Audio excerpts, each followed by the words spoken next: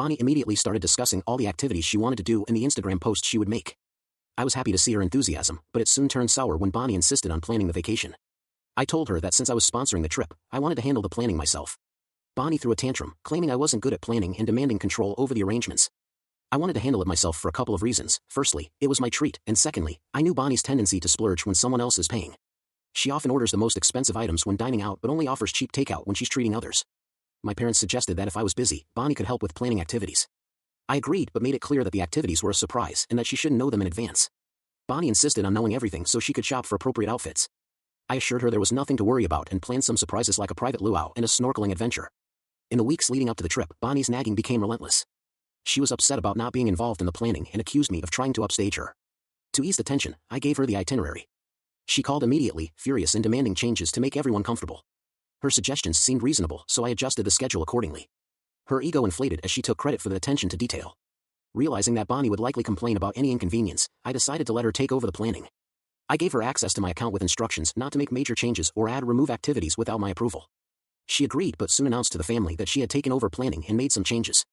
Although a few additions, like matching outfits, were fine, she canceled some of my planned activities and replaced them with her choices. She also declared that everyone should follow her lead. I was furious. This was meant to be a gift from me, and she had hijacked it.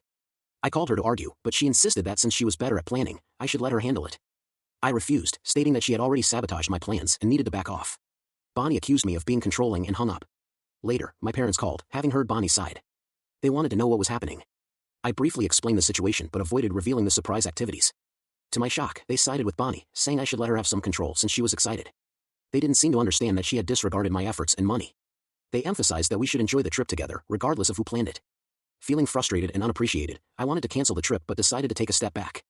I didn't cancel but stopped engaging in planning. If Bonnie wanted to be in charge, she could handle it while I enjoyed the trip. 2 days before departure, I received a notification that my tickets had been canceled.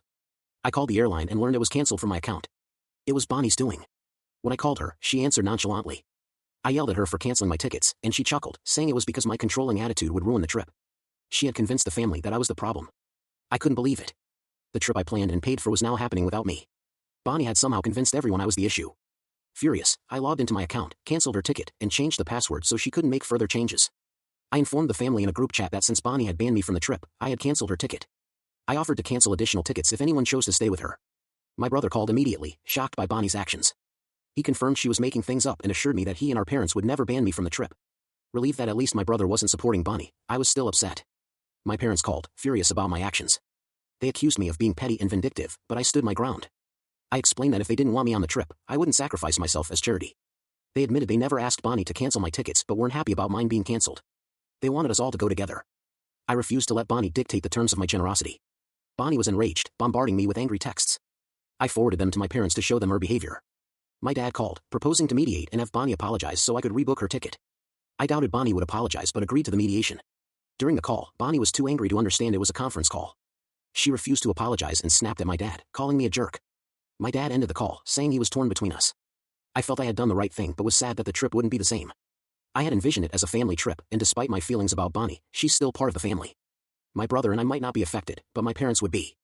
Thanks for reading, and I look forward to your comments.